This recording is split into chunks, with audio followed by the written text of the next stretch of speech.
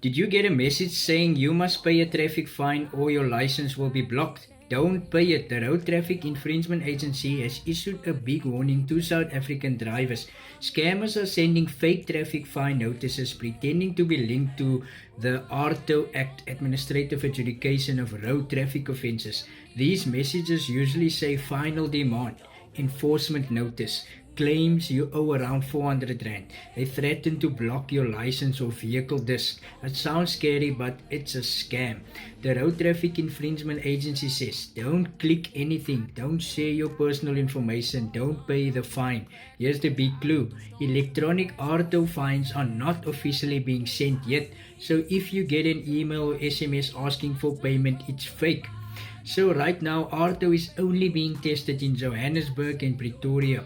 The full rollout is planned for July 2026, and then the nationwide rollout is December 2026. So when ARTO is fully live, you'll get points for breaking the rules. You will start at 0 points, and if you rack up 15 points, your license will get suspended. And if your license gets suspended too many times, your license will be cancelled and you'll have to start over with your learners. But points also go down over time if you behave.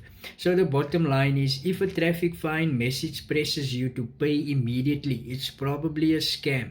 So always verify directly with RTIA, the Road Traffic Infringement Agency.